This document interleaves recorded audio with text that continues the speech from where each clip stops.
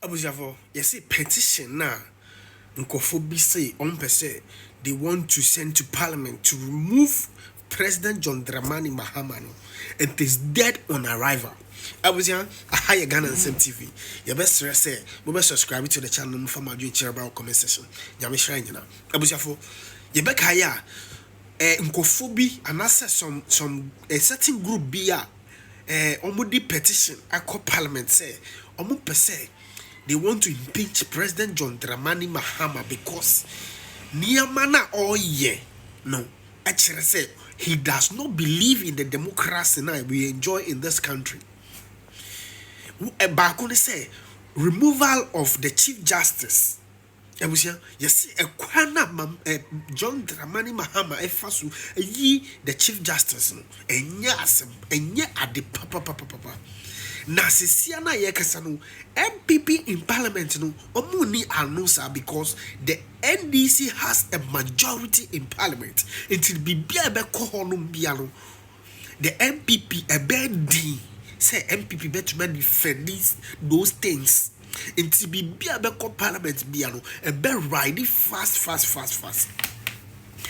Enti Senkofobi ebetuma ye bibi fasa niyama we nyina ho and it has to be the journalist, but 98% of the journalists they are feeding on the NDC sponsor these journalists for intina I say a chrono nyina ye din because a lot is happening now. Especially uba your security system now ebusia every blessed day BBC every blessed day come obi. But this government and the media is quiet because why? They are in the pocket of journalists in Ghana. A lot of them are in the pocket of the NDC. So Ebedi said they will come out and criticize this government if they are going wrong.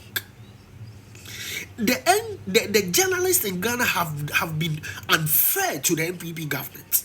And then Yamana Omaka in opposition when President John Dramani Mahama was in position and Nana Addo Akufo-Addo was the president journalists for FOL Sania Manu ewo kurom ha no and then omu nyina ma ye din omaye omu hu say hwe nkoso kurom ha ti hwe galamsey demonstrations are ekoso brother Nana Addo Akufo-Addo and the presidency at all just to fight Galamsey and non Krantia will lose all the seats at Galamsey site.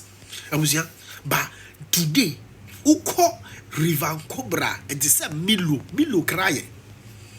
But this journalist ayedi for JOD ebekasa Mumayenko nenko ti dia JOD eka efa governance na ekoso sisia na yembra na yeba yebeto aso jameshira yina. The command of parliament, we are having just 86 seats currently in parliament as MPP4. You better object to say obi the motion by NTS. It they are having override the ôseless the pebia and more journalists and name be Ghana name. Because if the MPP they say you need voice in parliament to be a man and kebeti mendi o mako toe to toe na the journalists who can speak for the ordinary Ghanaian and me catch us NDC party near scam make a man for office me boy. Tie na me nua na ke ka asem bi na ye me nwanwa NDC for any omuti oman mu no asenye oman we mu ne ati bi ma me ka asem bi show and let me tell Akowa say dollar increase or decrease no is not the only determinant and a factor of a good country or economy. Do obeka sa ni no ni mama mu the enti ameka sa ne say emre bia no the enti ya no bi advocate senka dollar mra form. And so man ko mudi kodi dwa kofa no ma ba no mo hari o mo wie no mo de ba e no ma ne bo nso be kofa mama ehiafo egu o man ni me so etimato bi. Now the relevance ni motive of reducing the currency no and back to realization because yen na ye dia dance ye say the more no crazy care ba form scanable form no ne no ma board ye dey more Akowa yeah be ma it doesn't go Akowa that's a young guy I don't think and more bag we need bro now body me ya sure say Akowa will be less than 25 years ebi o ye better girl the you serious when I am marry bray why the catch us here TB so o man mo be na odi ofie odi to jimi ana Munko busa perfume rice papa ne say yatimo bi so ono oye oba. Oye oba.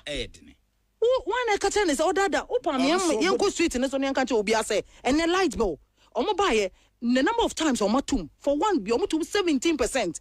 Single room nkwa na atia one hwe ne 1 month 100 citizens so light bill da.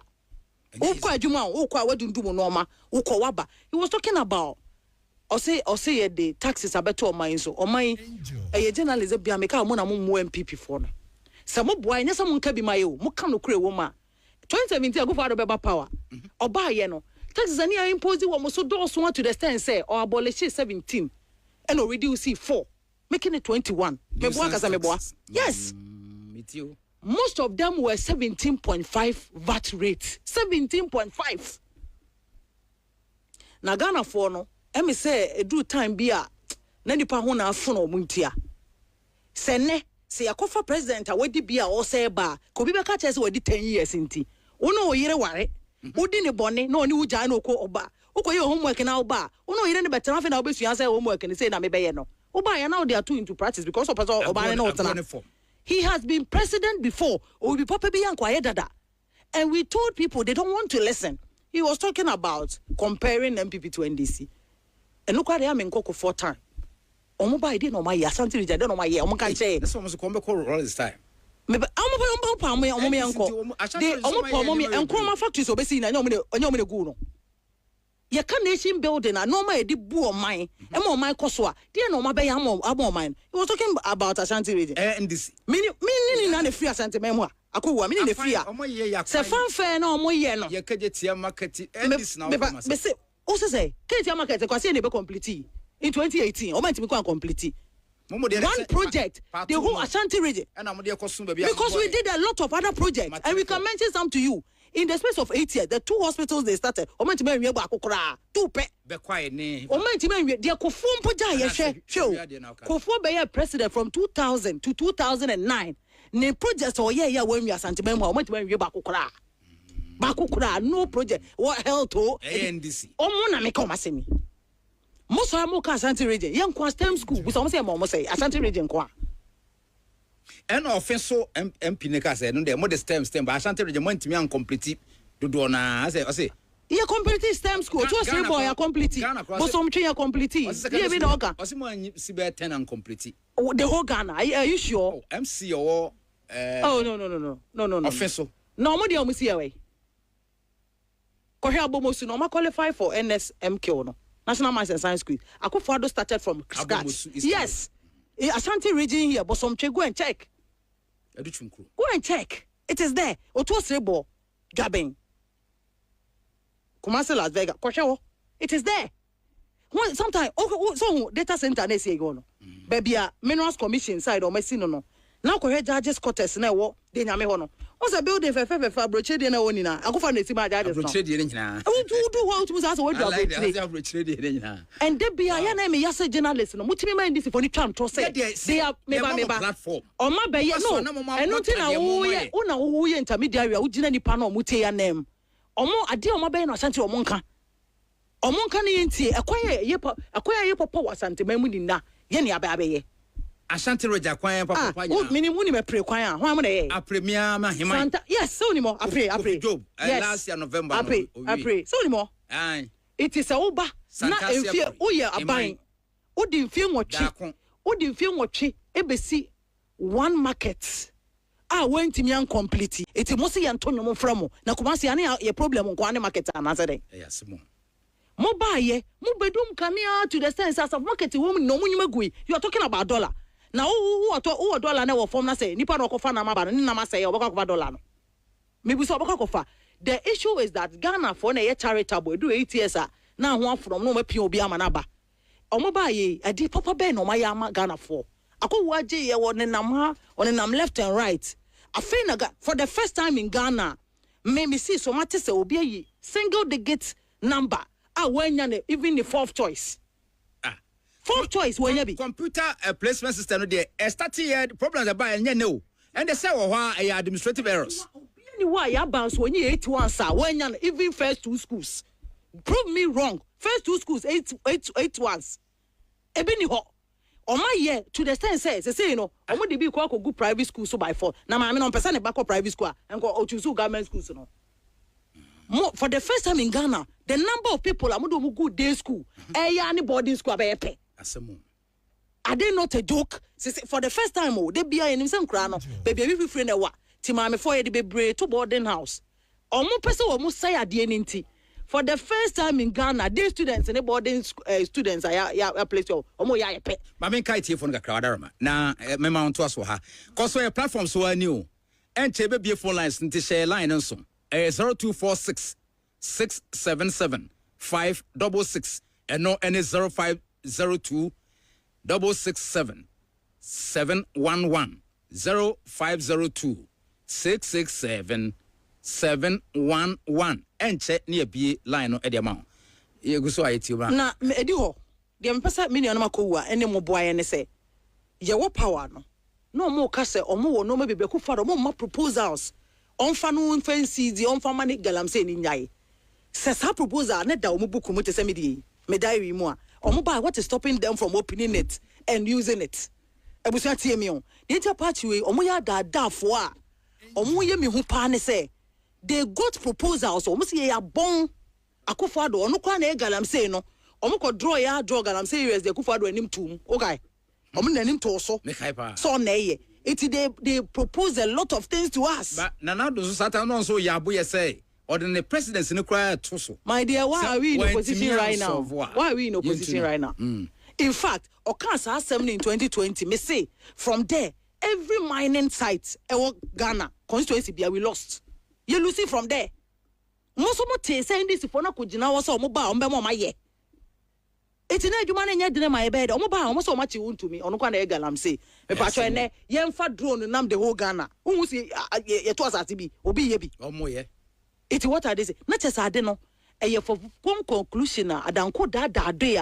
A bear cycle casa because Omona and no moody, Lomon cannot correct. And money able to know capacity, I yen near what a passe bayano. Omodi politics are no money per vote. Omobaby and Omo saw Mono, Omocran, a dimot a cotton. Ni survey won't say this for now. Constituency executive near the better TV so say or more ye a big coon TV so won't be some more on TV na unim ye kakabomuno dininano miniano moka dollar sema any single digit inflation name one buy if you watch 5 years in your single digit inflation and me person me yema in this if only na tia say after COVID no the impact negative impact in your so no. And no me sisi ni na nam sisi after COVID no e was say kire say enya mismanagement intini ye kwa ahokyere nim accident been at home. I want to establish that fact undeniably say enya say because of ye nima memuo toto because you were evidence of your first 4-5 years I will be a witness say bibia mebo mu no ni bibia kotote. But and I'm saying ye developing country. That's right. Sabin Ponchi Papa and Pobi say omokra omobre. After COVID, my brothers didn't want to accept say neno mama ye dine. Ye mom na ne nya ho ade. But enya no kre. Se Ghana ni bia na. Oh Mr. Okasa bebe time. Oh, I don't know and now we am Mr. Oh you ni me o. I know we jam. Eh me now. Se Ghana ni bia be kan okra on. NDC for ne ba oman mu bia no mo de ye kwa akire. First, na omude ade bi da Ghana for no. Ye ne ba ye AY3ka na e system nim. Obi anya bi. Na manfo ani just a boys pesca. Obi a girls ye 2 ne 3 ne ade. Ti ya no obi e pesca ni bi. But this time no, kofo di o mechi no. Kapre dama. Boys ni nya bi na no mo reality on the ground say. Ye MPP for no de bia o hene. Meka say ye party no de entia ye mu bi. Ye wuda ho kra no ye be try say ye be pen kofo mbetima ye adwuma abo party ne say.